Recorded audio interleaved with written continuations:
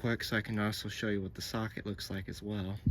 And of course, here's a quick look at the socket and the little spring in there.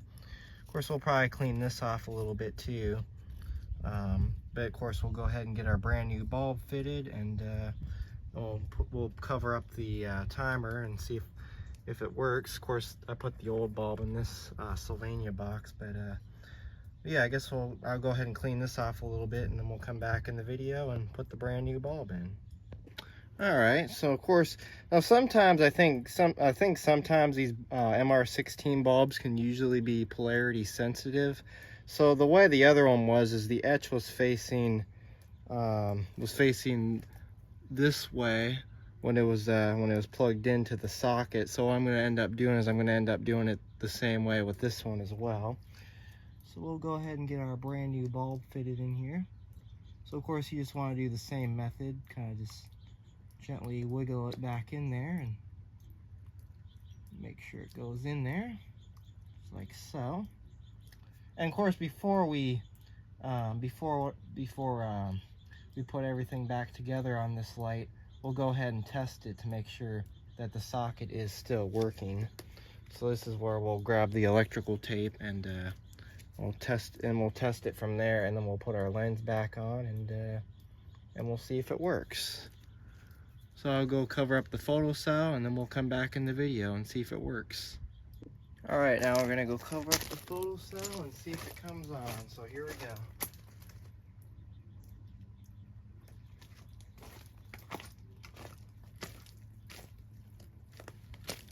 Oh, and it did not come on.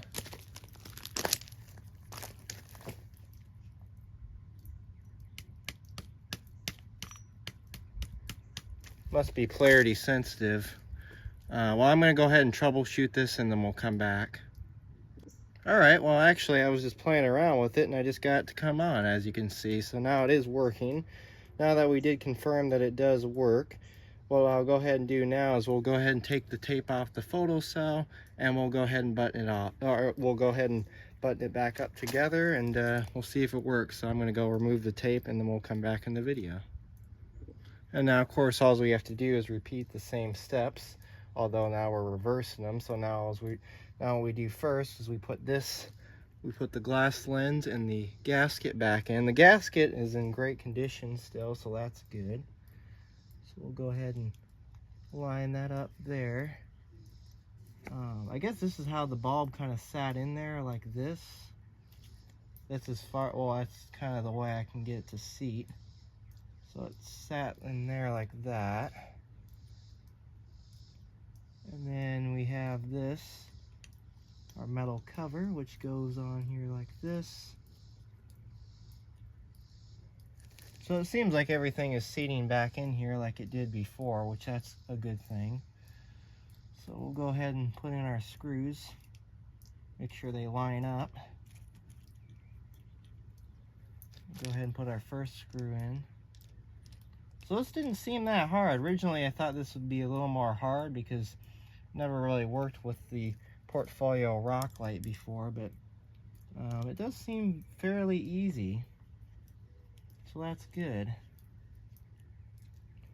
And then we'll go ahead and put in our last screw. We'll do one more test, make sure it works.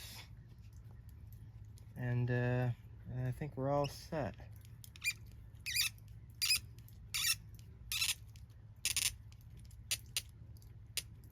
Okay.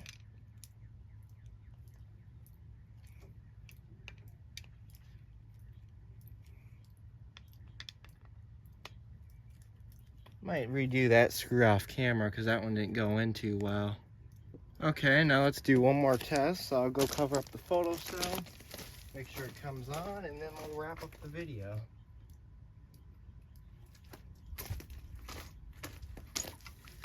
And there we go. So that is how to change out a bulb in a MR16 bulb in a Portfolio low voltage rock light. So yeah, there it is. So anyways, thanks for watching and have a great day.